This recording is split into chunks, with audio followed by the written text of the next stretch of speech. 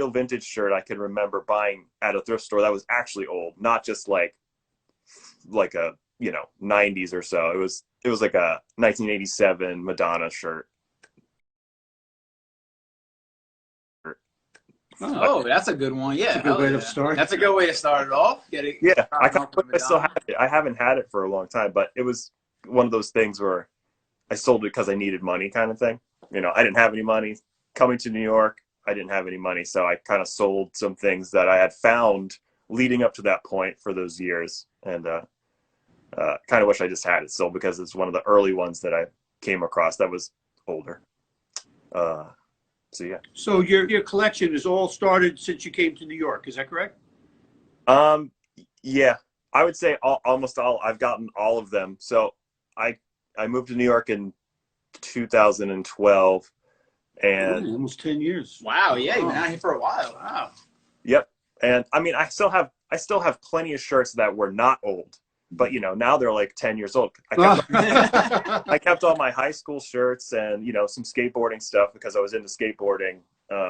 You know, so there's some stuff left over from 2000s that I still have all that stuff. I never got rid of them. So, yeah. Cool. And just a quick question. How many T-shirts do you think you have? Well, in this room is probably like almost...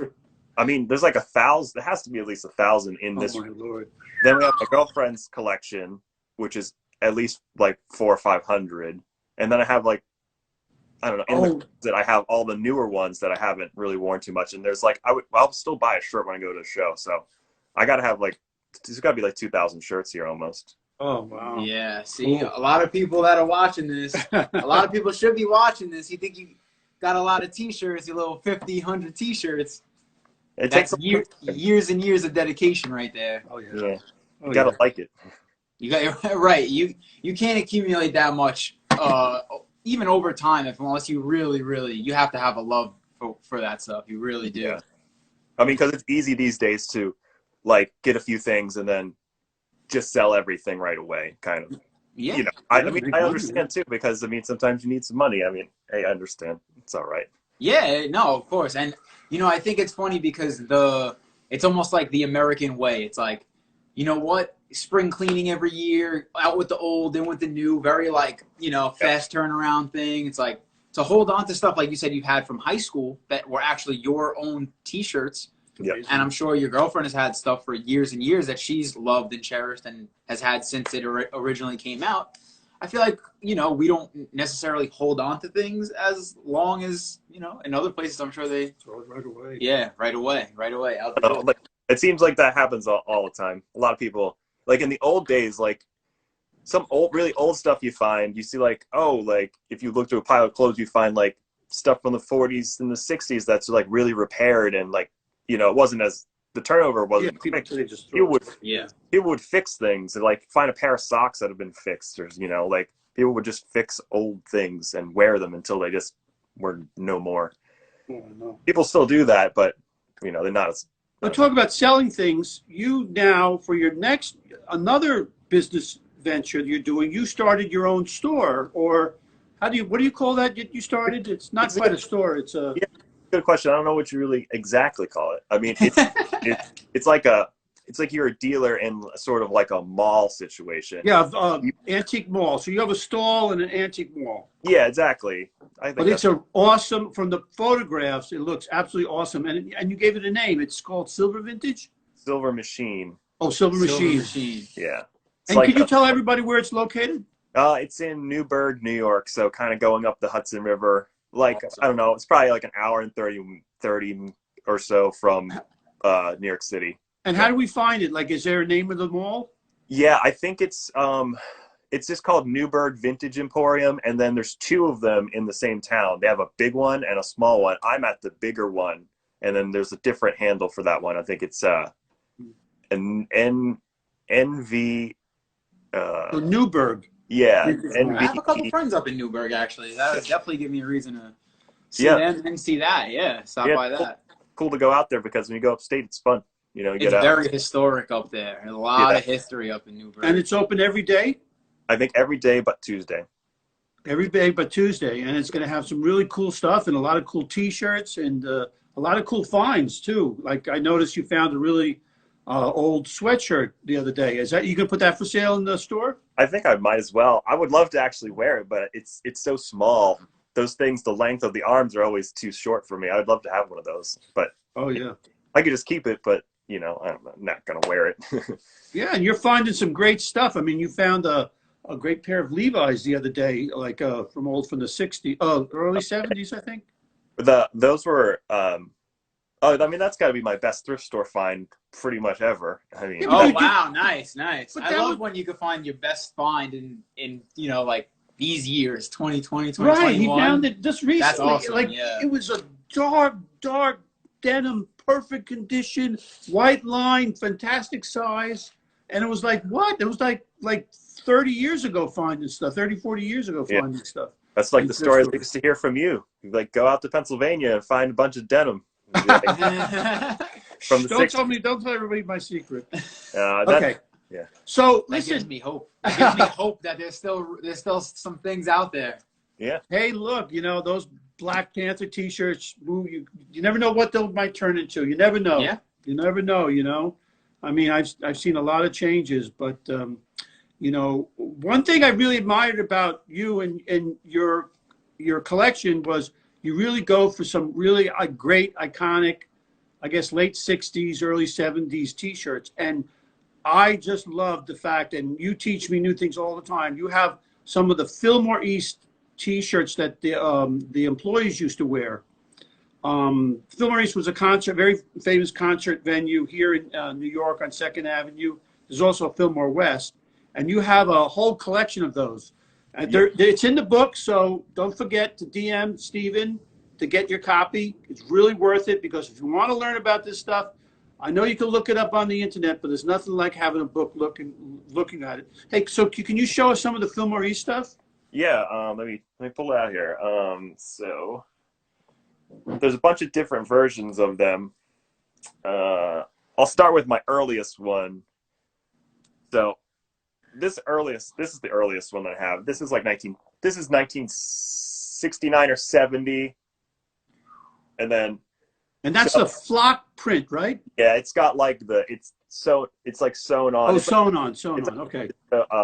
felt sewn onto a jersey. And this is an actual shirt that an employee would wear, right? So yeah, so this one's a number one. So number one actually means it was either someone who didn't work there or was only working there for like one night or something like that. Oh, really? Oh, so Look at the detail that Number- went into these things. Even back, to be that detailed back then. Yeah. So number two through 100 is our employees, the people who work there or people who were there all the time. Yeah. So this one, that's a really early Can one. we see the tag? Is there a tag on there? Yeah. You'll recognize this one. And it's still got a tag on it. Oh, Felco. Yeah. It's like a New It's York a New York company, York or was. sportswear company. Sportswear, yeah. They used to be located in Manhattan. Yep. So this is like my earliest one. And let's see, this is an old one too. This is 1970.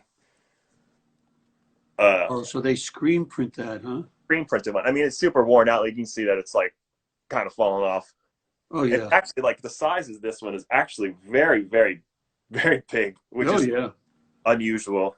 Very unusual for that. No number on the back. Did you get these from the actual owner of the shirt, or like from relatives, or just collectors? Let's see. I think I got these almost all from collectors. I think all these came. This one was collector. This guy Brian on Instagram. Brian Shirts. He's great. He always has really great, cool old stuff. I think all these. I wish I would have got them from the original owners because the stories are. I always like to have a story with it. It's always really fun. Oh yeah. I always ask the story if they got it from. Usually, what happens is they get it from the original person. Then I'll pick it up from them. You know. And that story can pass on through Yeah. the original owner to the collector. Yeah, and to have those stories, it helps for value too. I think to collect, to carry it along with the shirt. It's almost like a certificate of authenticity. Yes, it's like, absolutely. oh, all right, you got a Absolutely. COA on it. There's some if there's a picture behind it too, especially if there's Oh, a yeah. picture to show where it was worn during what era, what decade, that helps. Yep. I really love the story. Sometimes is even cooler than the shirt. I'm like, wow, story. I'm sure some of the stories Absolutely. behind like the older ones like that, Yeah. especially those. So yeah, those are my two older ones, and then this one is the one of my favorite ones. So this is Fillmore East crew shirt, going into 1969 into 70, and this was like the Band of Gypsies, like Jimi Hendrix show. So that was a show that Wow. Jimi Hendrix that headlined. Yeah, and there's like a record. They recorded the record and whatever. It's like a famous live album. But this Oh, is wow. of the crew members wearing this backstage. And so this is a good story with this one. Yeah. So I think I found this on Craigslist. Very weird thing. I think one of the only t-shirts I bought on Craigslist. The guy said that he was going to art school in New York or whatever. He was in town with his friends, and he was walking by the door of the Fillmore East on the side, and he said he got called. They were bringing a giant cake in for New Year's, and he like went in with the cake, and then he was hanging out backstage, and he's like, "Oh, Jimi Hendrix threw me this shirt." He said he's like, "Hey man, here you go," and he like threw him the shirt. So apparently, that's the story with this. Obviously, I don't believe it, but it's still cool nonetheless. It's still, Oh, yeah, that's great. I mean, like how it has the full year spell out on the back. Right, It's exactly. kind of, you don't really see that. no. Just a big 1970 back hit. Yeah, it's cool though. It's like it's the only original Jimi Hendrix shirt that I could even imagine that.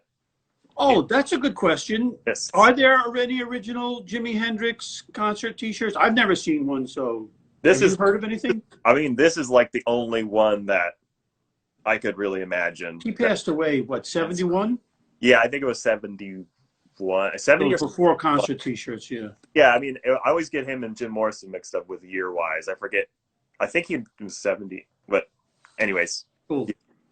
And what's your other great? You have another great. I see in the book, late '60s T-shirt. Which one? There's a couple. Oh yeah, that one, of course.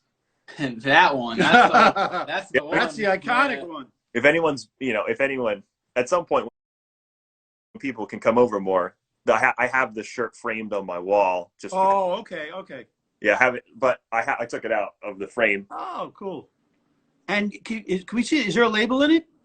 Yeah, take a guess of what it is. Another Felco?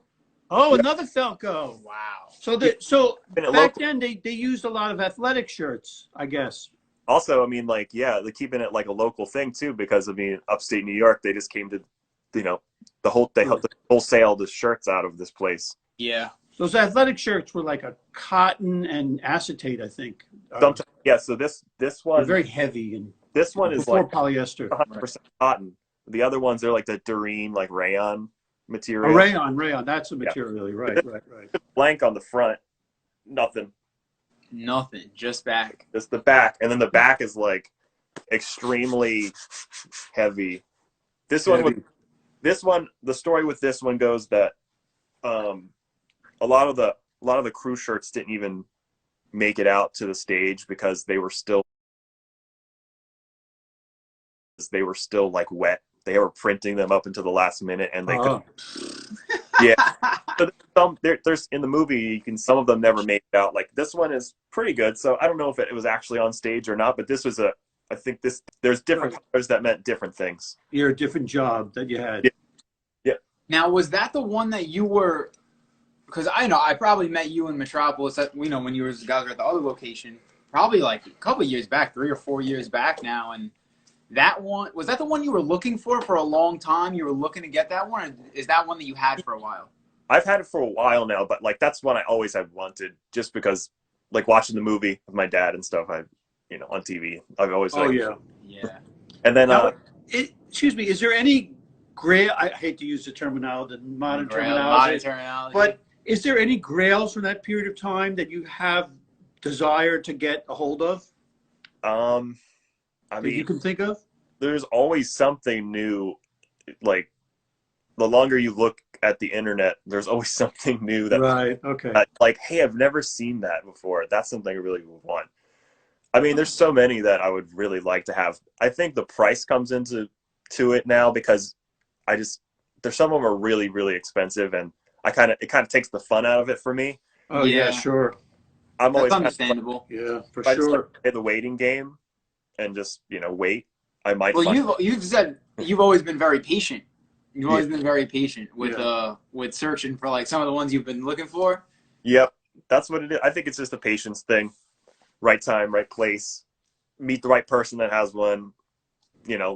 Why pay like $3,000 when you could probably pay like a couple $100? Yeah. Cool. And so, like, getting into the 70s, what years do you think that you first started to see bands' names on T-shirts? I think like you started seeing them like pretty like late 60s, early 70s, and then like you started really seeing it with like I would say like 72, 73, 74. Okay. Like We're getting into the middle 70s, you start to see it a lot. Like the screen printers in California were really like good at printing like really nice just graphics. Like the Grateful Dead guys, the Winterland guys were all like master screen printers. Right. So the music T-shirt business kind of was started like a West Coast kind of thing, right? Yeah, like the T-shirts were really definitely like a West Coast thing. Not that there wasn't any in New York or anything. Obviously there was, but and on the West Coast, like the T-shirt, it's like T-shirt weather fairly often, So like, no, that's true. Because what I remember from the mid 70s was there used to be one-off concert T-shirts. You'd go to a show and it would say whatever the name of the band is, and it would put the date of the show. yeah. Did you come across those at all? Like those one? Yeah, I mean, I think later on the more date-specific shirts. Those, later 70s. Yeah. Oh, okay. I don't know, like more like mid to later 70s. You see like concert specific. I mean, it's weird because it's like there might be a band that had done that before, and like no one's ever seen the shirt before. Right. So it might be out there, but. And another question with these shirts is when do you start to see 2 or 3 colors being put on a shirt? Because yeah, that's a good question. Yeah, because normally you see old shirts are like one color. Yeah. A lot of the older stuff that I've come across and have had it's always the one color hit, the simple one color hit, one color. Yeah, I think like, well, I mean, actually, this is a good example. I mean, the Elvis shirt is like it's like 4. It's like that's true. That's why that shirt always blows my mind. Yeah, because it doesn't seem like a 50s it doesn't, shirt. Yeah, no, that's crazy. That's crazy. To me, it looks like a 70s shirt. Yeah, but that's certified mid 50s, right? Yeah, so they made 2 versions of this. There's the original version, like this, and I guess they could have continued printing these till like the 60s. I mean, because 1956, they could have continued printing. Right. But then there is a reissue from like there was a big rockabilly thing in the 70s. Oh yes. So they reprinted this shirt in the 70s, and it looks exactly the same, except for it doesn't have the copyright date at the bottom. It doesn't say 1950. That's good to know. Well, so in other words, so when you start to see 2 colors like on a concert shirt in that era, it's more getting into the later 70s. I'm just trying to help people to date shirts when they come across. There's a lot of simple print music shirts from like the late 60s to the early 70s, even early 80s. There is some, but there's like a, I don't know, I'd say definitely by the mid 70s they're trying to put as many colors onto a shirt to so the late 70s, I guess the technology got better and they just went crazy. Yeah. I mean, there is some like even like non-music shirt related. I mean, there is like old military shirts used to have more than one color sometimes. Like they have like the one simple print, like, but then they have like a yellow and green. I don't know. It's less. Show us some like 70s shirts that you have that are really your favorites. I mean, we can't go through all 1,000. No, we can't. We'll be here all night. I could be here all night, but I don't think people are going to watch all night. He's like, go through this bin, that one, this stack, this room. Yeah, exactly. And while he's getting that, if you want a copy of his book, you just could DM Stephen Voland, and he'll work out a payment and he'll send it to you. It's nice. It's not that thick, but boy, it has a lot in it. A lot of great stuff. So don't forget about his book. So T-shirt fantasy. This one's like probably like really late 60s, or really, it could be like 1970, I guess. But so this is Canned Heat. Oh, sure. They were at Woodstock, weren't they? Yeah, this is a Woodstock band. So Canned Heat shirt. This has got 2 colors. Right. And But, front and back. Oh, the back hit. There you go. Front and back. And is there a tag in it? Yeah, this one's is it collegiate? Collegiate. Oh, collegiate. And what I know he's noticed about 1970s tags is they're all made out of cotton, right? Yeah, they're usually like a cotton screen. It's amazing. It's amazing that like some of these shirts that are that outdates so many of the 80s and 90s stuff where we're missing tags left and right. It's like the oldest shirts, like every one so far has had a tag. Yeah, because they made them really thick cotton, and the printing was really good, and they sewed them there really tight. I mean, the tags, like as time went on, like when they turned into polyester tags, everyone started ripping them out because they would itch. They would itch, exactly. And that makes a lot of sense. Exactly, and these cotton ones, they kind of soften up so people leave them on. That doesn't bother them. Okay, that makes sense. Okay, there we go. There's like all the weird stuff like that I always wonder about. I'm like, well, why the hell do some of the older shirts have tags left when 90s stuff, everything's gone? Everything's gone, yeah. It's like itching my back neck. They're all every brand has a different way of doing it. I mean, so this is the Goose Lake Festival. Like, this is the last time the Stooges played. I know. I wish I had that shirt. They played with the original lineup, but like, this tag is kind of a polyester tag, and it's like woven, so it's a little more itchy in a way. It's not printed. It's like, Right. But it's woven, so it's not going to wash out. Yeah, it's not going to wash out at all. So, but yeah, that's just a different example. Okay. So, yeah. Most of the 70s shirts are all cotton, right? You never seen any ones with polyester in the 70s. Here you go. Here's one that is. This is. Let me see. This is an early 70s one that's 50-50. And this is Edgar Winter. Oh, my Lord.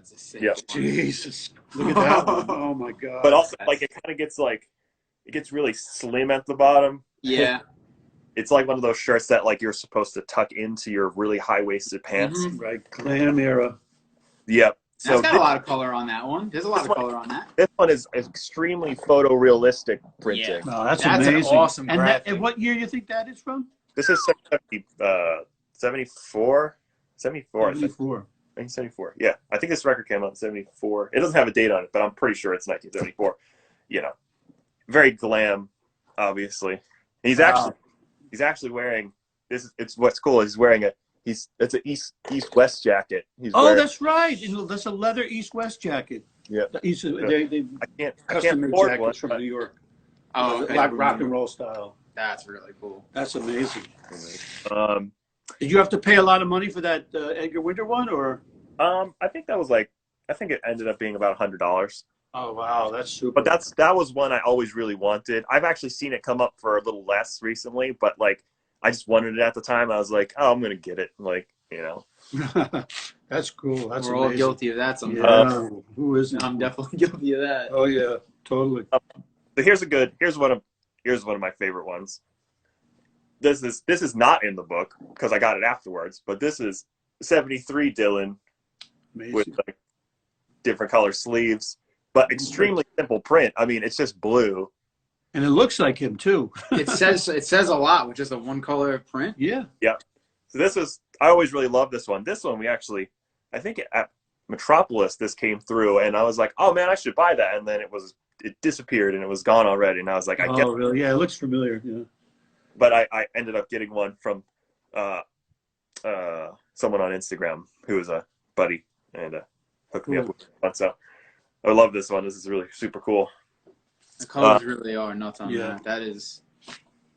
Yeah, the ones with the block color like sleeves and stuff you got like the two-tone colors. I always really like those, but they're hard to get.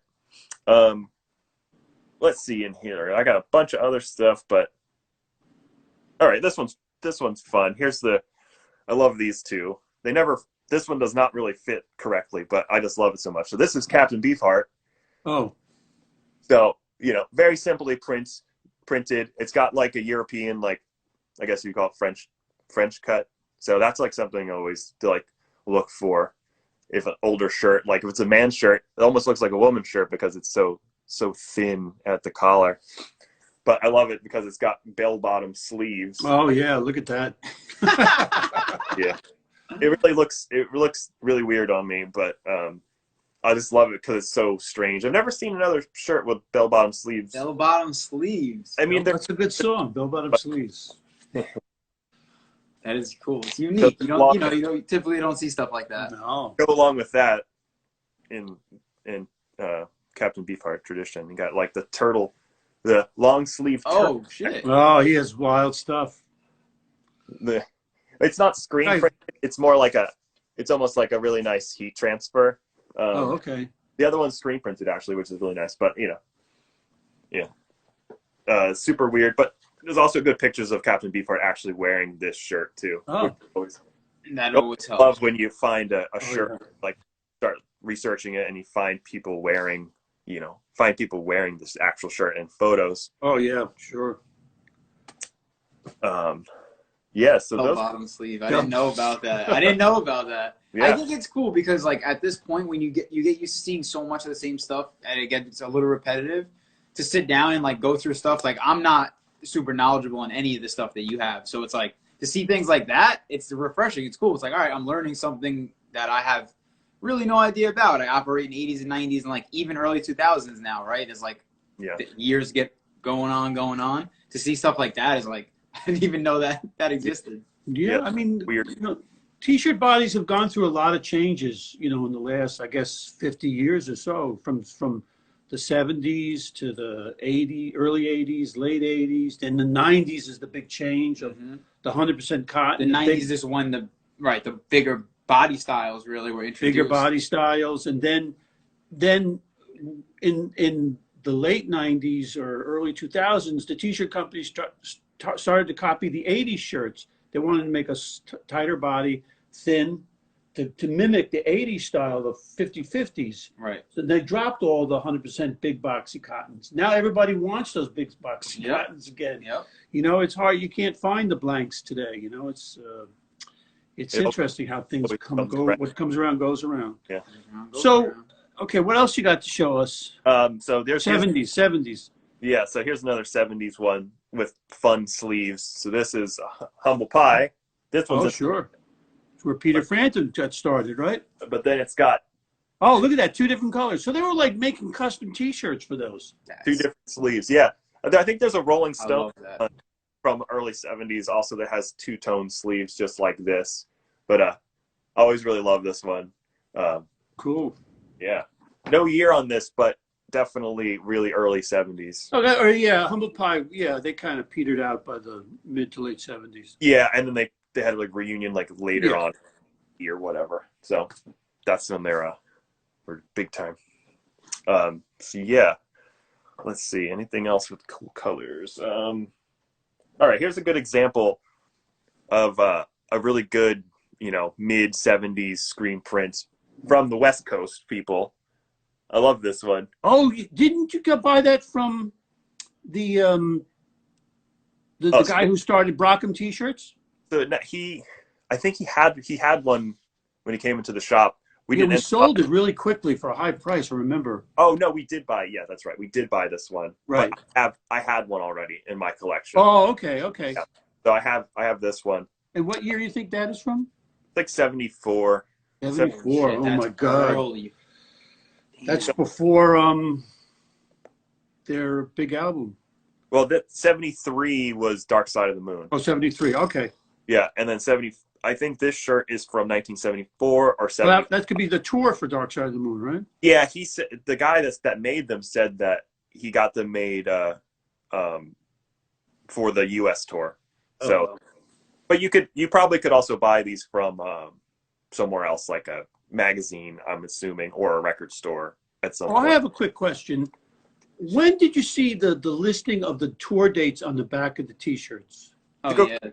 I've never really gone through my shirts to see which one is the first one that has tour dates on the back side. I haven't done that. I should do that. Because I know it's like T-shirts that have those tour dates are always more valuable. Yeah, people like it. Like it. Is this like something that they like? I'm trying to think like if I have any with tour dates on the back of them that That's are. the question we could figure out. Yeah. Oh, that's interesting. So that shirt was 74? 74. 74. And just to think, you know, like a lot of the people, so like if all the 94, like Division Bell tour, the Pink Floyd tie-dyes that, you know, a lot of people are after. Just crazy to think that that shirt is made 20 years after the one that you just showed us. Yeah. Because, you know, you think back to the 94 tour, that was a long time ago. And then you think back 20 years prior to that shirt that everyone wants. Almost 50 years ago. That. Yeah. There's Yeah, that. And it's amazing how a T-shirt could last so long. Yeah, there's no 70s shirts with tour dates on the back. The closest I have right now is just like, you know, they print on the front, right? It's like this Grateful Dead, Allman Brothers, and the band shirt. And then on the back side, they have the date specific. Yeah, the date specific, right. So like the tour dates really started in the 1980s. I would, there's probably like, I think there's probably some 70s ones, but they're mixed into my collection right now. Okay. And is there any, I don't know if there's a terminology, but is there like a transitional period between the 70s and the 80s? Like a shirt that has a little bit of everything, like a little bit of 70s in it, a little bit of 80s in it? Or is it, there's a big cutoff? Is there a big cutoff? Yeah. When like the 50-50 shirts started, you know, like the 50% polyester, 50% cotton I'm talking about. Yeah. I'm trying to think like what would be a good example. I mean, there's some like, actually, let me get it out. There's like Grateful Dead stuff that's a good example of that. Let's see. That's crazy. It is good to see that stuff like this lasts so long because you know your money's worth it. You spend the money and it's worth it because it sticks around for so long. I mean, I know. So this is Grateful Dead. Wow, look at that shirt. Jesus Christ. I love that Look one. at that. 1980. Happy New Year, 1980. So this is right. This is exactly what you're saying. Right at the cutoff. So this is a 100% cut. You know, this shirt body is like a 70s shirt body. Right. And it's cotton, but it's obviously now 80s. So it's kind of. So they're using like an older shirt body from the 70s, but they're printed in 1980. That's how sometimes you can lose. So the body is made a few years before the T-shirt's actually printed. So sometimes, you know, you can get confused a little bit. I mean, there's also a really confusing one I have is this one. This is I got from the original owner online. So this here, Hanes, right? it's a Hanes, but it's a Hanes like it's different. It's early. It's like a, you know, it's like a late 60s or right, late 60s one. Yeah, it looks like a late 60s one, but it's a Grateful Dead shirt. and it's the guy said he got it when he saw the Grateful Dead, and this looks like an official shirt to me. It doesn't look like a bootleg. And he said he got it in 1974, and I was like, because it was hanging around. The shirt bodies was hanging around for a few years. Yeah, exactly. In a warehouse. Yep, it's just like a blank. It was just a blank undershirt, and they were just printing on them for long, you know, into years later. I actually find that still, like when I go to a thrift store, like Jersey's brand, Made in USA jerseys, right? I've seen like Fall Out Boy on them and like stuff from the not like early fall, but like, you know, like Lady Gaga from 2009 or 2000, or I've seen like really good Snoop Dogg's on jerseys tags from like 2010, and it's like, well, these shirts are old and they're from like the 90s. They're undershirts. Bootleggers always would just use whatever cheapest ones they get their hands on. So you can't judge a shirt just by the tag alone. Absolutely. You have to use like. That's funny. Yeah, that's funny you said that. I've definitely seen newer shirts on that white jerseys tag. Yep. That, you know, is definitely dated to 90s. Yep. I mean, and I don't know, like the differences between the jerseys shirts is, I don't know.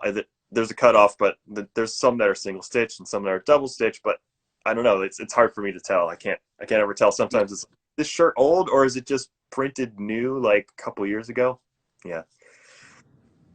I noticed that for a while at some of the thrift stores. There was, I think that's where I was seeing them the most. Where there was like mid 2000s to late 2000s band related stuff on those white Made in USA jerseys tags. Yep, that's exactly what I'm talking about. It's so strange because it wasn't even like the white 2000s jersey tags. It was specifically like, and they were all the same size. I would always see them on the same size, extra large white jerseys tag, blank, and it'd always be like 2005 to 2010 music shirts. Yep, and that would make sense because that stuff was probably 80s or 90s, and it's just the leftovers. Yep.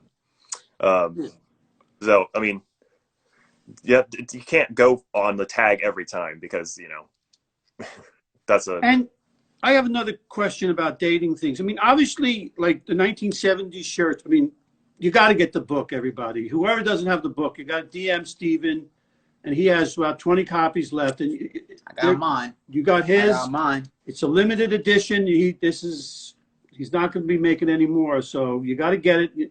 It's really great. And obviously, like in the 80s, the really iconic shirt body was the Made in Pakistan fabric, like these kind of bootleg T-shirt, the parking lot ones. When do you think is the earliest date you've seen these Pakistani kind of thin type of very shrunken, weird T-shirts? I would say definitely like more like mid 70s, like 70, or going towards later. Like I really, I would say like 75 or 76 is when I start seeing a lot of like the Made in Pakistan. Really? So there was the mid 70s when the Pakistani kind of thin, gauzy type of fabric, right? I didn't know that. I thought it was like 1980. Because there you go. I've seen like Peter Frampton on those. Really? Frampton was like 70, 76. Wow, I didn't know that. Oh, wow. So I always imagined those to be like 1980. But you know what? The book has everything. So everybody, don't forget to DM Steven to get your copy. And work on the next one. You better sell them out. Okay, so what other kind of like early 80s stuff do you have that, or is there anything left over 70s you want to show us? Let's see. I pulled out all my 70s. Well, not all my 70s stuff, but all right, let's just do. All right, so this is what a really good one, really great 70s one. Okay. And you would never really 70s. Black Sabbath. And then it's on also like, a sportswear company. Like, oh yeah. Russell tags, yeah. It's like 70. I mean, this album is 72, but I think this shirt is probably more like 1973. Right. Yes. That's what. You have a lot of Black Sabbath 70s T-shirts? I have the one I'm wearing one right now, which is a Pakistani like bootleg one. Okay. Yeah. And it's usually like, the artwork. So many great 70s shirts. You don't really get to see it. It's very difficult today to see them in mass, these T-shirts, 70s T-shirts, to really know them and to appreciate them. But if you get this book, you're going to see a lot of them. So if you really want to learn about it, get the book because he has a great collection he can show you.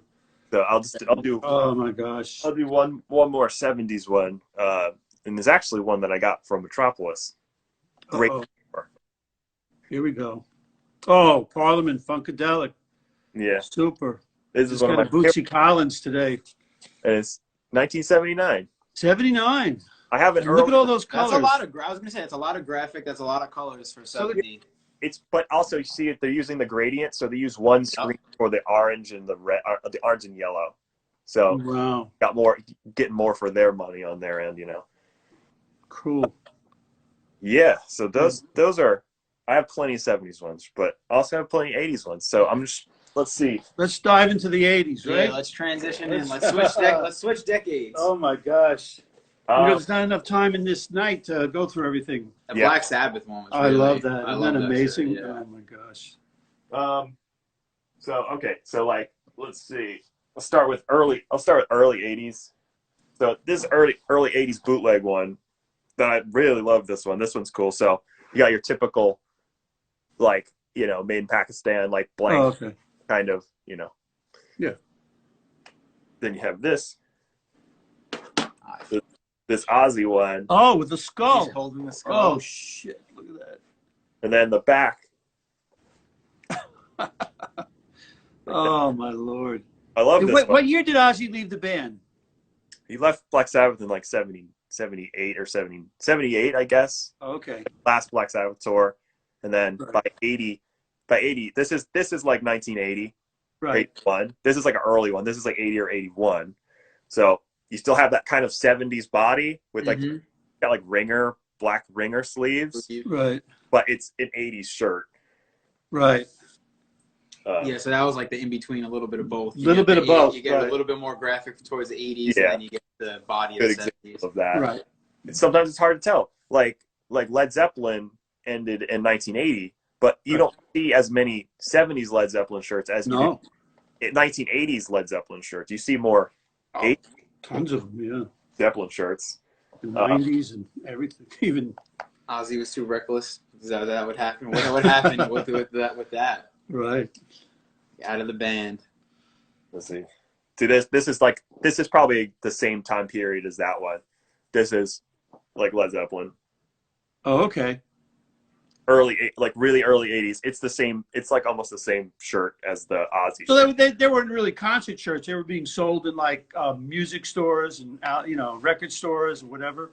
Yeah, I mean, I've even seen pictures of old New York stores that would just have them hanging outside of like a clothing store, and it's like Queen T-shirts, $2.99, or like. Wow, could you imagine that now? Yeah. Seeing those. Actually, when I was just in Queens the other day, I saw a T-shirt store on the side of the street, and it just had Iron Maiden shirts all out in front of it, from like the Made in Mexico ones with the really bright colors. And I was like, hey, that's kind of like old-fashioned, like in the old days when you see like those shirts hanging up on the outside of a store. Yeah, so let's see, 80s shirts. Let's see here. What is the earliest Iron Maiden shirt you have? Earliest. It's kind of a big. Well, Iron Maiden was from the late 70s, right? Yeah, they started in 70. They started like in 79, I think, some of their first recordings, but they didn't really do anything till like 80. So I think the earliest one I have right now is, let's see, I think it's this one. I don't have anything before 1981. I wish I did. But this is like 1982. That's 82. 82. All right, it's early. The lineup had already. Oh, there you go. You got the tour dates on the back. Yeah, see, this is an early tour date. Early tour, right? 82, early tour dates. Yeah. And Iron Maiden reproduces a lot of their shirts again and again and again. So sometimes it's hard to date them because this one same print the over same and over print again. three different times. So that's got a date. The way like this shirt, the way it's printed, the graphics and everything. If a band made this shirt today, it would just look like a new band shirt. The way the form of this shirt with the dates like it is on there. It's very, Yeah, the back of that Maiden is nice, really nice. Yeah, that's the earliest Maiden I have. They got really popular after 82, in America. So I have plenty of like the Number of the Beast and, all the good stuff. A question for Iron Maiden: what year did they make the camouflage sleeves? Which I know is like, it was the first shirt I've ever seen that goes over $1,000. Yeah. Like it sold for like 1,800. I was like, I couldn't walk the rest of the day.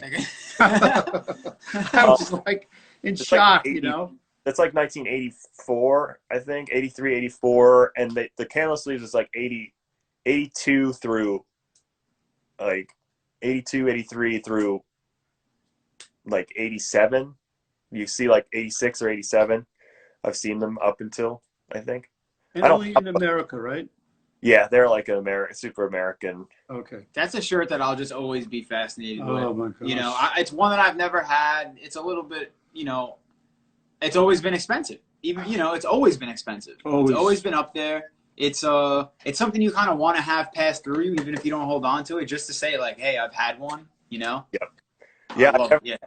I've only had them when I was at Metropolis. We had one time. We had a Triumph. Yeah. We had a Triumph one. Triumph one, yeah. Never an Iron Maiden one though. Yeah. And I think that's it. That's the only one I've ever. Actually, you know what? I had a Ted Nugent one, but it was okay. But it wasn't. He wasn't even on it. It just said his name. But it makes sense. It's Ted Nugent. You get a Ted Nugent with a camo sleeve. Yeah, it makes matches up. So you think Iron Maiden is the one band you have the most of? Nah, I have a whole section up here. It's all Grateful Dead. Grateful Dead. Okay, yeah, you got a big section in the book. I Yeah, noticed that. yeah, it's a lot of. I have a lot of Grateful Dead. Yeah, big Grateful Dead. Pages and pages. Pages and pages of They it. have Pages, lots of pages. shirts, and actually, a lot of this. There's some stuff that didn't even make it. I kind of had to Oh kind of yeah, just pages and pages. Grateful Dead. pick and choose like what should go in here because I have so many of them. Oh yeah, Uh, you got to get a volume 2, man.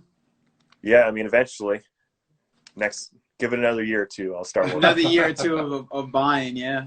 Yeah. So what for your Grateful Dead stuff? What's the, I don't want to say, I guess not oldest, but what's the newest, like closest to 2021 shirt that you got for Grateful Dead? What years does your Grateful Dead collection range from?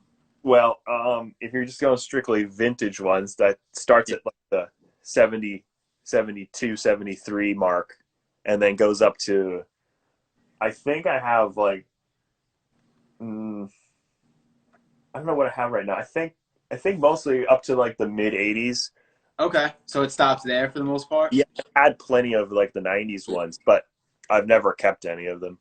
Yeah. Because they're humongous. And They're huge, yeah. I have to wear like, especially the ones that came on like the Fruit of the Loom tags, like I have to wear like a large in those. The XLs are just way too big for me. Yeah, they're really, really big. But then like I have like a whole section of new Grateful Dead shirts, either from like when I've seen like Dead and Company or the guys from the band like Bob Weir. I have like shirts from. I'll still buy the shirt in the parking lot, like when they have tie-dye shirts for $5. I'll buy like at least one of them, just because they're cool. Yeah, no, of course, it's part of the experience. Yeah, and it's not like I wear it that much because I have so many real old ones. But like it's fun to just get a shirt. $5, like $5, yeah, $5 never hurt somebody. Yeah. So that's the Grateful Dead is definitely the biggest selection, and then Iron Maiden and Judas Priest I have a pretty lot of, and then I have chunks of like southern rock bands like Lynyrd Skynyrd and Allman Brothers, stuff like that. Yeah, but try to keep it varied. Try to get like anything I have some slight interest in, try to find the shirt for. Do you have a T-shirt from the Heavy Metal Parking Lot show? Oh, I think that's the There's a short movie called Heavy Metal Parking Lot about it's a documentary about life in a heavy metal parking lot before a show. Documentary. It's great. It's great. If anybody's out there, I'm sure a lot of people know about it. If you don't, go get it. Called Heavy Metal Parking Lot. It's a great short documentary. Your life is going to change after it. Watching it, believe me. In that movie, there's the one of the guys that's getting interviewed. He's wearing this shirt. Oh right, okay. So it's the next year's show. So I think okay. It's like 85 or 86. I forget what year it is. But was your father at that show? Yeah, he was. He definitely was at the one where the interviewing was happening, and he was actually at this show. Okay. Also, they cut him out. He was too colorful. But yeah, it's a very legendary, very Maryland thing too, because it was. Oh yes. So everyone has like really Maryland accents. Yeah, exactly. Yeah. So. And I have a question. Like I remember, like you had a Hawkwind shirt that kind of got lost in the mail. It was being sent to the store. And, it took a long time to get the shirt. And you said it was a very special shirt. What is it about Hawkwind that you really desire a lot? Is it the music or the designs or? Well, I think it's a little bit of everything. Okay. Like the music I really like. And then they have like the history of like band members like Lemmy. Lemmy used to be in Hawkwind, the guy from Motorhead. Yeah. So you have like the starting of that. And they come together. They're like early punk band, sort of, in a way. They're early metal band. They have a little bit of weird, things going on. So I like the combination of that. And I'm lucky I even have two 70s Hawkins. Yeah. I have more than two. I have like 3. You have a bunch of them over here. Yeah. I have a few of them. Yeah. And you have a lot of Motorhead too. Yeah. I think I got a lot of those from working at Metropolis. Yeah, I love Motorhead, man.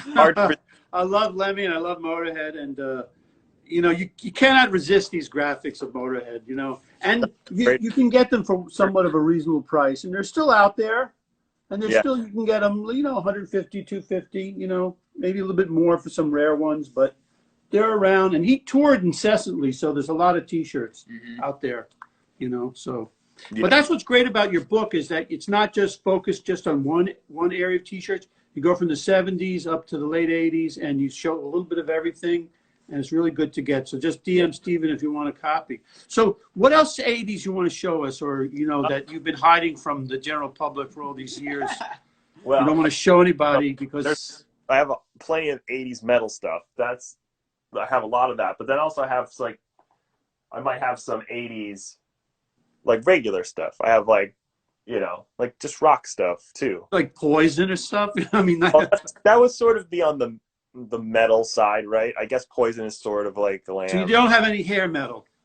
I do have some of that, yeah. Oh, okay. I actually, I mean, I'm still looking for some. Like, I just got some early Def Leppard shirts that I really, you know, Right. not like 1987. I'm looking for like 1980 to like Early. Yeah. Right. Yeah, Before early. their big hit, right. yeah. And even like Motley Crue, like I'd rather have, if I can find a Motley Crue shirt from like 1983, I'll take that over the one from 1987 because Right. I feel like a lot of Motley Crue stuff is like 88. A lot of 88. they were really popular like from like 85, 84, 85 to like, you know, 89, 90. Yeah. And I noticed about 1980 shirts is that the prices have kind of moderated. So, you know, you can get into it for collecting. You know, you don't have to break the bank, you know, $7,000. No, you can Yeah. get that 80 to 120 sweet spot. You can get really Yes. good stuff for that 80 to 120 sweet spot, like all day long. Right. That's Exactly. that's what makes it fun, because Right. there's so much different music from that time period, and a lot of people are afraid to buy it because it might not fit right. But for me, it's like, even if it doesn't fit, I enjoy the history, I enjoy the music, the way it's screen printed, the history behind it. And I'll just buy it because it's like, oh well, it's $30. Of course I want it. But yeah, of course. How A can lot I? of the bands are still around and they're still touring. Mhm. If this touring starts again, who knows? But Yep. yeah, we don't know what's going on. Yeah. So let's see. So there's like that weird period of like bands that came back. So let's start with this one. Here's Grand Funk. Oh, Grand Funk. So this is 1974. 74, right. Well, they're still in there, kind of starting to go down, but Yeah, by this time it wasn't like, no, it wasn't 69. yes, like they were Sold out Shea Stadium faster than the Beatles. yeah. But That's then how big they were. Really? Yeah, then they just collapsed after that. What? so this is like about 10 years later. This is like their reunion tour from the 80s. Yeah, that nobody went to go see. Exactly.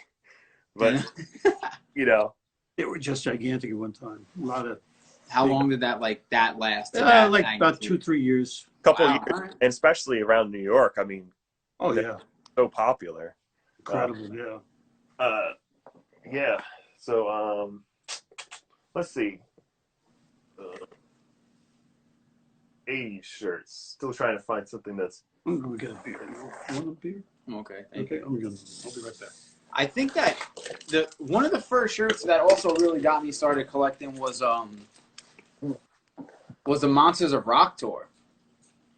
And even though that was like later 80s, 88. 88, that was the first shirt that I was like, okay, well, so like my mother had went to the show. She had that shirt that for some reason was like I think Springford tag size large. And I was like, why the hell did you buy a large? I'm not even mad at it. I'm just happy it kind of fits me. Like, I'll squeeze into it. I'll take it. That shirt, and then probably like an it's chopped, though, the Iron Maiden. I think it was like an 84, 85 Maiden. And those were the two that I was like, these things barely fit me. They're getting passed down. That, like, got me started into 80 stuff. And then a Dr. Feelgood Motley Crue. Yeah. Those were, like, the three shirts that I was like, okay. A lot I'm of squeezing into this. I'm pushing the limits here, but I'm doing it. I'm committing to it. a lot of the shirts my dad had. My dad was a big guy for wearing T-shirts because he was very unformal. He would not get dressed up really. He just wore t-shirts all the time. He had lots of really good ones, and my mom, I think, she threw them away, or he would sweat and like. Hey, listen, that's the cycle of stuff. Yeah, so there's nothing left. I have the oldest shirt I have left from my dad, at least, is 1995. It's like a Stevie Ray Vaughan shirt, and that's my oldest one, and it's beat up. It's super washed out and super faded, and yeah, that's the only one that made it through the years. It made it through the years. But he had so many good ones. He had some really great ones and really rare ones, and lost. Who knows? We have great photos of him. And yeah, there's that great photo of your father in the book. Yeah, there's other really good pictures. I don't have them right here on hand, but good family photos. Yeah, even that 84, 85 Maiden that was passed down to me. I think, shit, my mother probably had to get that when she was 15. So for her to hold on to something from when she was 15, yeah, is like, I'm like, she doesn't hold on to anything. She's a mess. I'm like, you held a shirt for that long? What the hell? Yeah. Funny how some things just make it through the cracks. Mm-hmm. Left in a box somewhere, stored away, move house to house, and yeah. A shirt could definitely make it because it's just sitting there under some stuff, and it's just like, out of sight, out of mind. Yeah, it never got touched. I mean, I've even heard people say that they've gone into like estate sales and there's an old dresser and they open up the dresser and it's just filled with shirts. I mean, that's a dream, but that's a dream. That's a dream. I mean, there's plenty of times I've been on eBay looking around and it's like estate sale find, and it's like, oh, Judas Iron Maiden. It's all the same bands, like over and over and over again. It's like, wow, that's amazing. You go to this closet, you open it up, and it's like, wow, that's amazing. A lot of times people keep shirts because it's a memory. Yeah. Memory of a show, a period of time. I mean, I just bought a whole big Pink Floyd collection, from Division Bell Tour, and this guy had like about 15 shirts.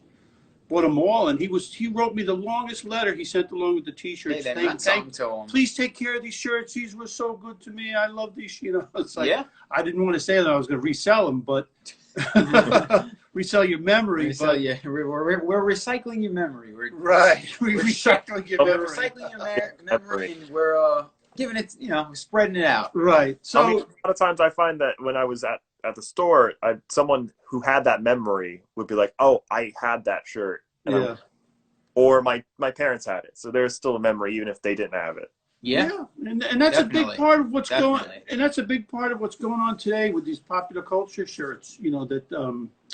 That with movies and TV shows and whatnot. Absolutely. And these memories of these shows, or the emotional impact of the show really gets into somebody, and the T-shirt is a representation of that, and it can really drive the pricing, the desire that really pushes prices up. I think music T-shirts have definitely been the first category and genre to do that and have that impact, and I think they did it over the longest period of time, like from the 60s all the way up until when did people start getting into cartoon and movie stuff? Has been more recently. Very recently in the long span, historically speaking, of T-shirt collectability, and it's interesting to see the same effect, the same. Yes. Oh wow, I had that when I was, or I saw that, or it's now instead of saying I saw them on tour, it's I watched that on Saturday mornings. I want that shirt. I'm willing to pay for it. It's it's the same concept. It's the same nostalgic factor. Absolutely, you're absolutely right. It's all it's what's driving the price today, Yeah. But so what else? Is there any other? Like, I noticed you have a great Black Sabbath collection. That's not just a '70s one, but I noticed with your kit, you don't have too much Kiss stuff here, but like for the solo albums, you have two of the pictures. Do you have all four, or you just have only the two? Oh, so actually, I guess I didn't have them all at that point. So now I have. Oh, now you have all four. So now I have the Kiss the solo albums of all, just their faces. But this is the one with all four. That's the one that I was just looking at that shirt yesterday, actually. So now you have the all four. Okay. There we go. That's the one you were missing. It's one of the ones you're missing. Yeah, that's the one you were missing, right? Yep. And the green on that is phenomenal. Looks great. Yeah, it looks great. This one There's Ace, Yeah, this is the one. I mean, the Ace one is like the Holy Grail, huh? yeah. This one, I think this was I think I got this at round two. Is that the one that you got from round two? I think so. I think you Damn. were okay. Hell yeah. So Well, did you already have the green one at that point? I think I think Gene was probably the first, either the first one, and then I got Ace, or I got Ace and then Gene. Okay. Um, Where's Paul? Where's Paul? and There he is. Oh. Oh my gosh. Now that deserves to be framed. then Those four. yeah, That's a I nice like- set. I Yeah. like having all four, and then the shirt with all four of them on it. It also has all four of them, other than like a few people. You know, like usually people have one. I think it's cool that all Sure. four of them are together, which is cool. Yeah, I don't have too much Kiss. I have a couple '70s ones, and then a few '80s ones from like later on. Yeah, I'm trying to think what else. Yeah.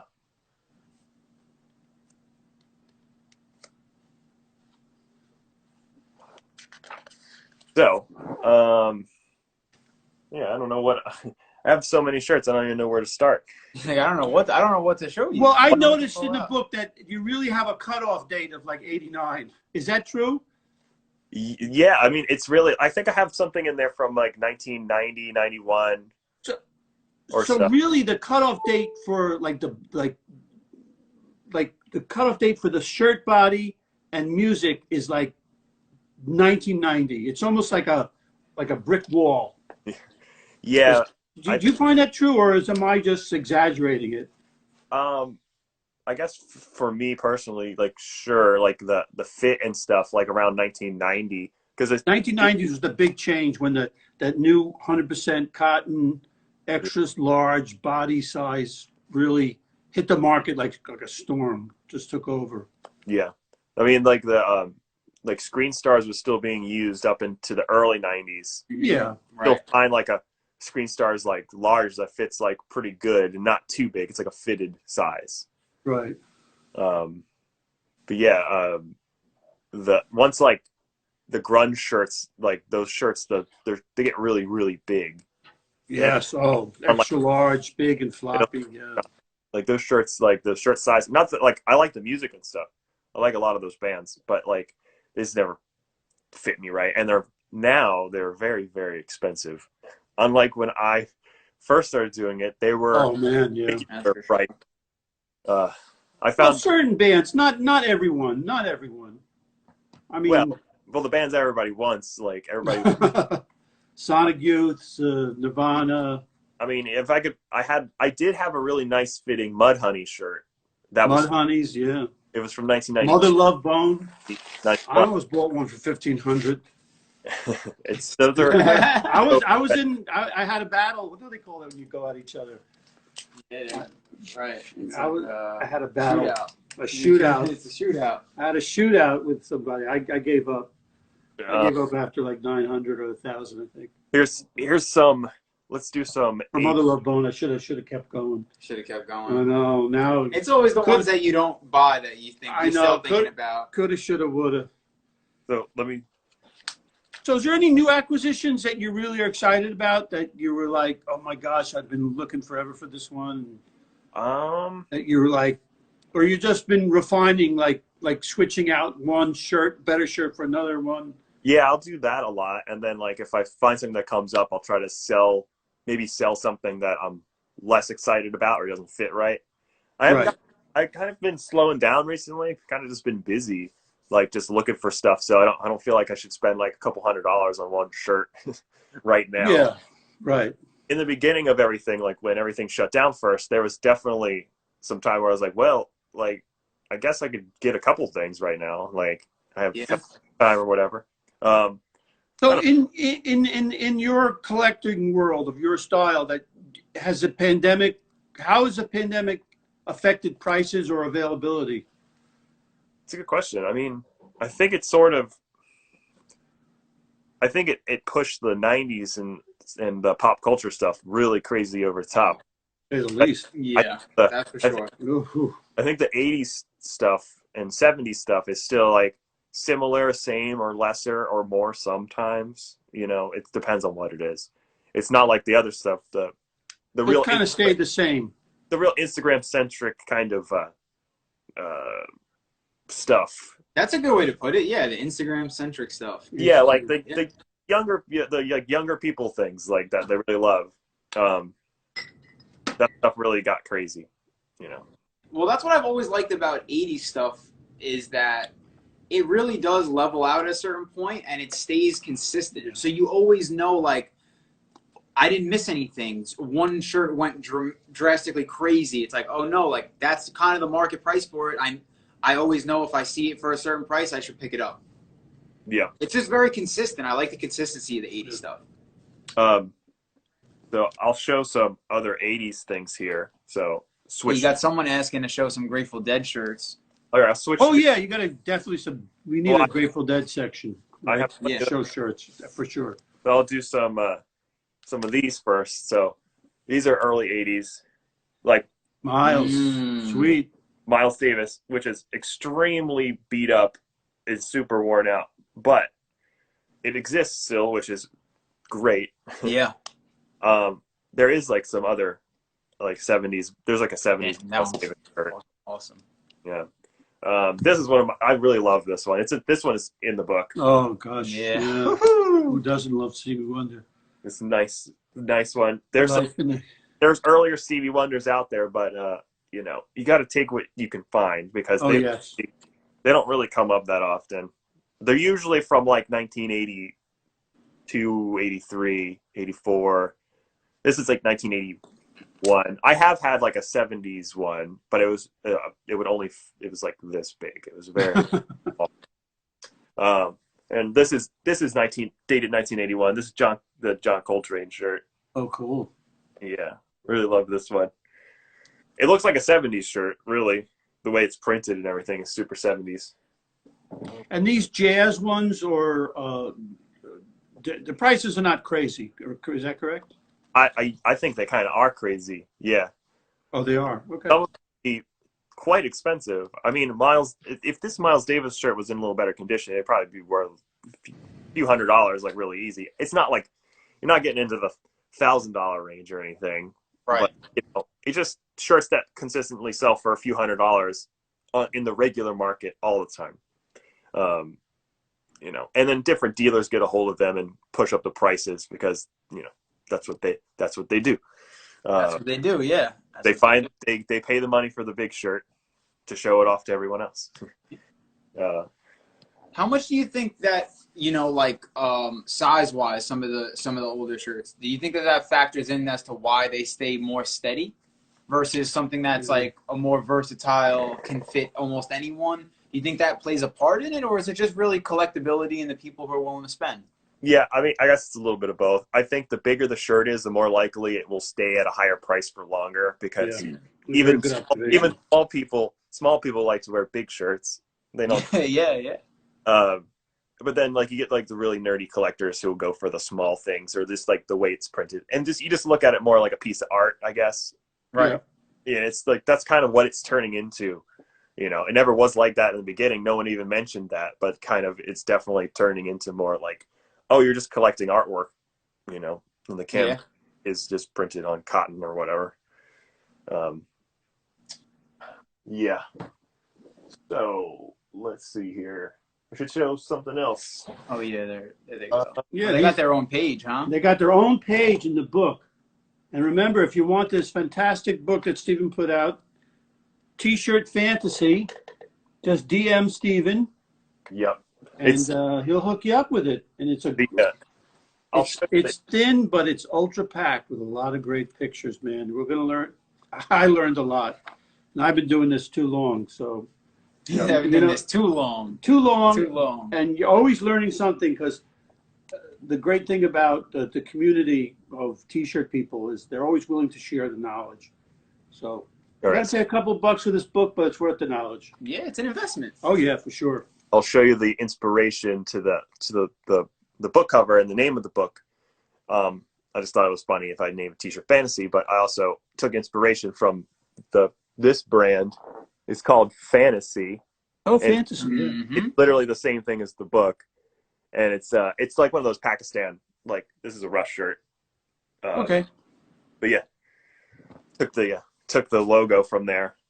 Yeah, I love that. It's like the stuff that you're super into and you collect and you nerd out and geek out about, and then you take that and you move it on to the next thing. Like, all right, I'm going to do a project. It's going to be special. So it comes from, the origins of it really comes from that. I love it. Yeah. So do I have any requests for any certain kind of shirts that I should show? I mean, I got a little bit of everything. Except Okay. What about? I noticed there's not too many punk shirts. Have you gotten any new ones or some real killer ones that I haven't seen? Because that's kind of like a 70s, 80s genre. Yeah. Got a stack coming. Uh-oh. Well, Yeah, you're getting. Oh, they still want to see the Dead shirts. Yeah, Grateful Dead, a certain Ozzy shirt. KKK Ozzy shirt. What's that one? Shirt is. Have you seen it? Yeah. Okay, maybe we shouldn't show it. That then. shirt is wild. It's interesting, depending on how you perceive it. It's a really wild graphic.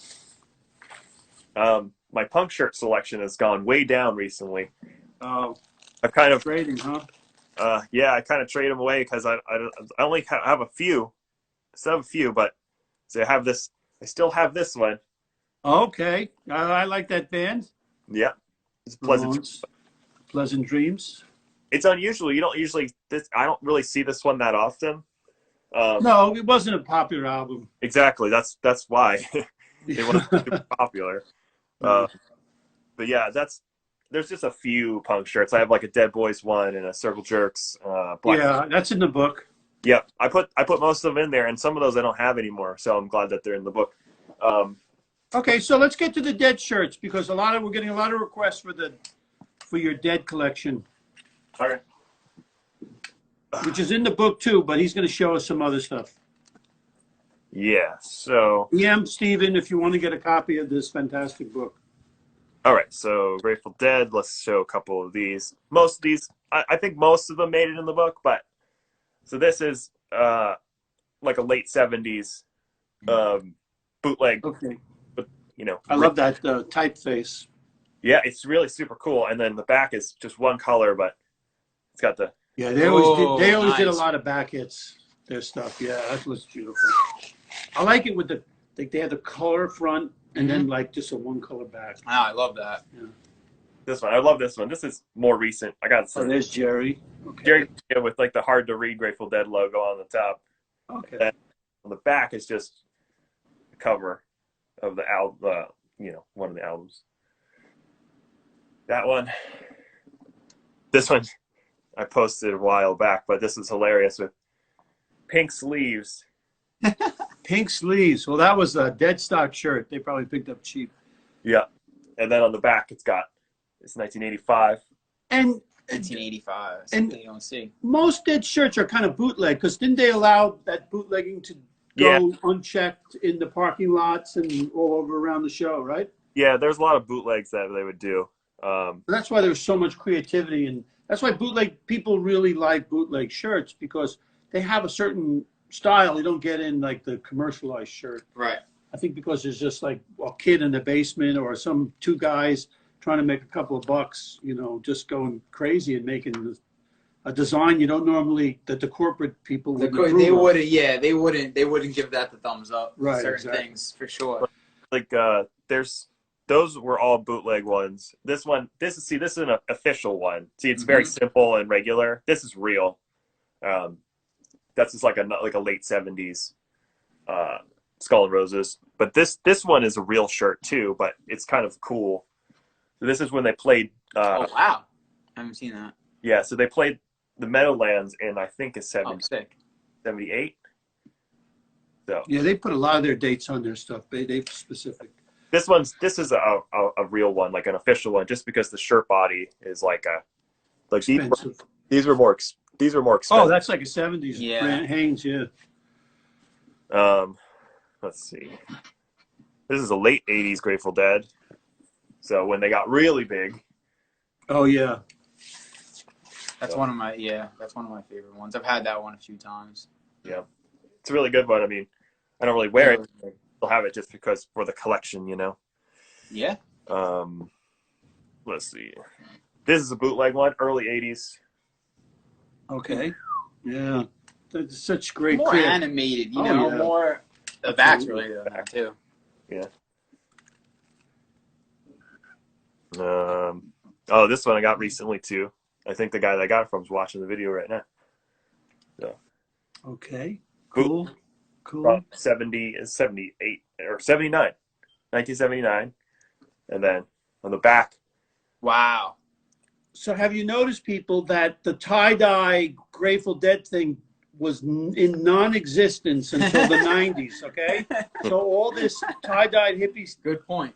life that people think the hippies walking around tie-dye clothing, you know, from 69 on is not true.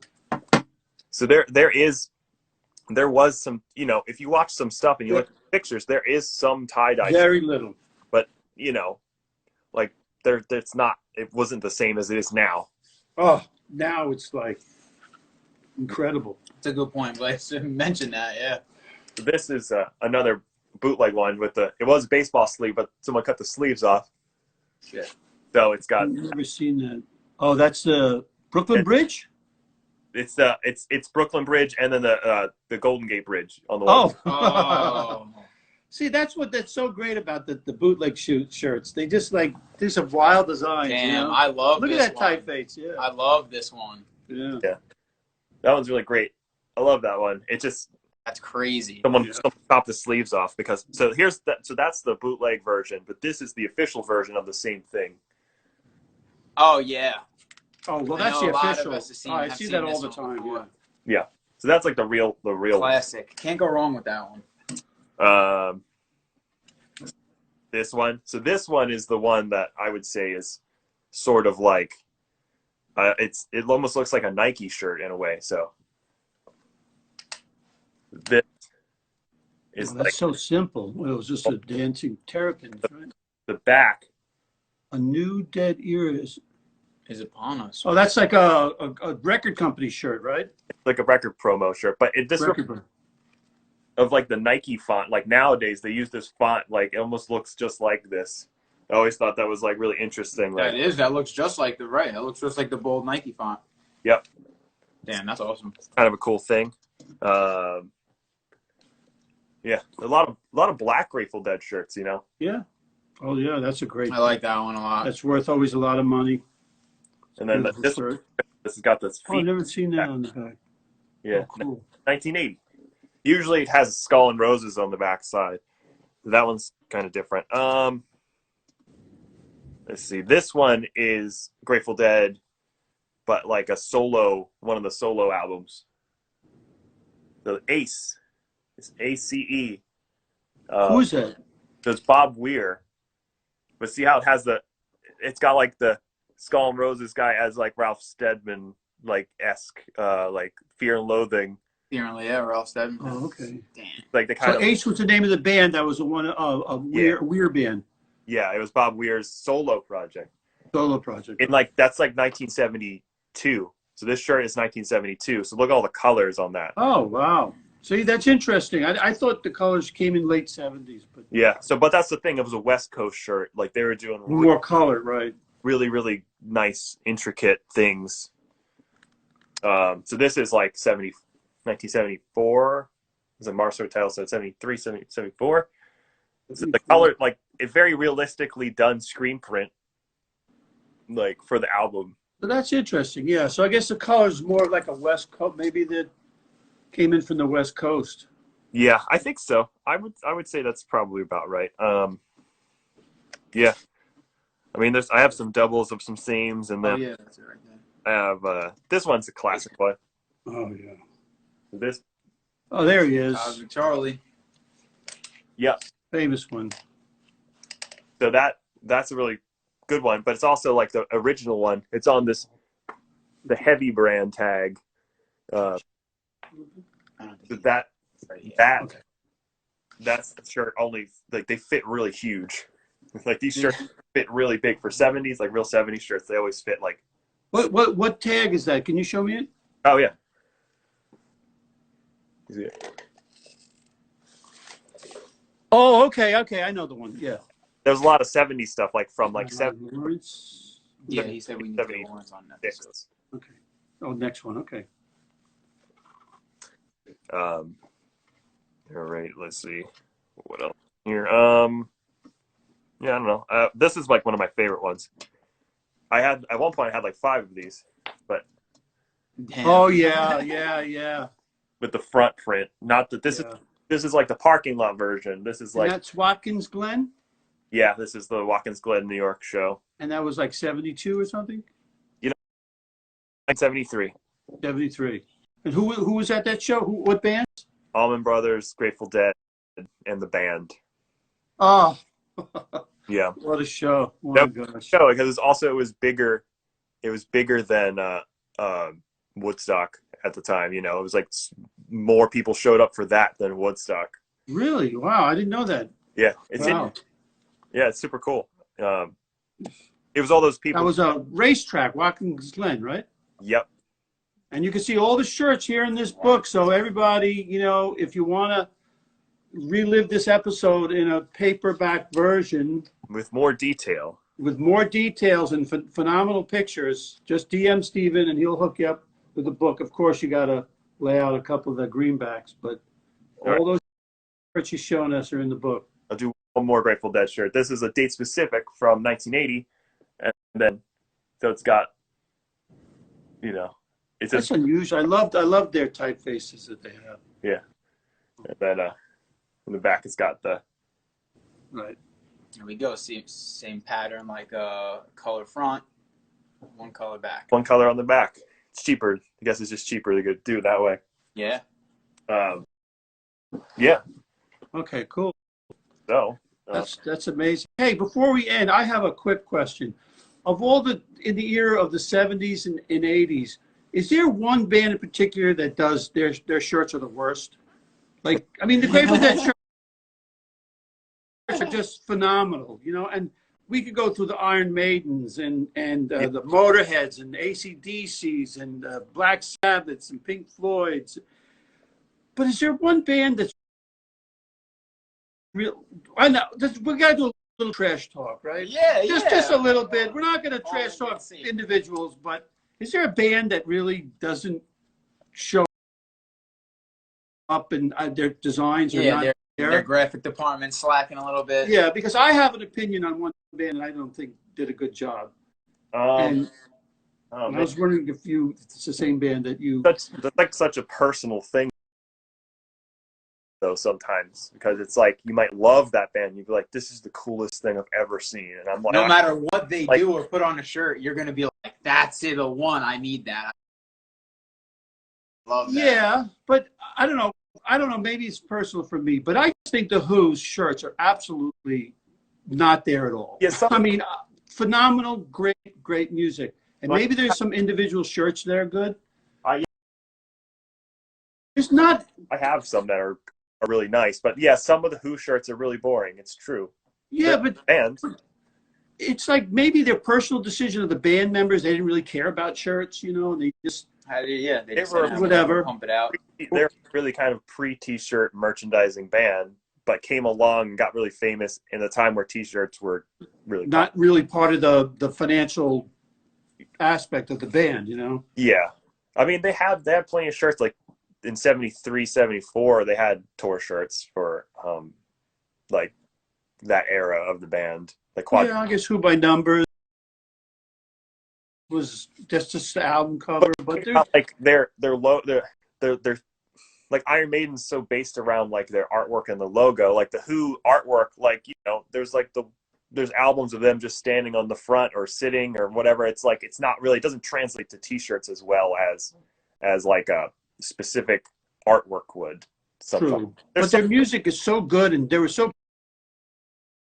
prominent in the 70s, and they were being played on the radio incessantly in the 80s, but you just don't. Yeah, it just doesn't translate over well. Yeah, it does. I don't know. I guess doesn't. Yeah, I guess doesn't translate over. Yeah. So. Yeah.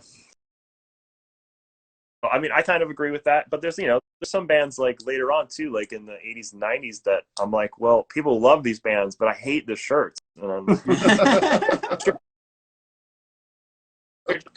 Or just the shirts are too boring. I don't know. Maybe I just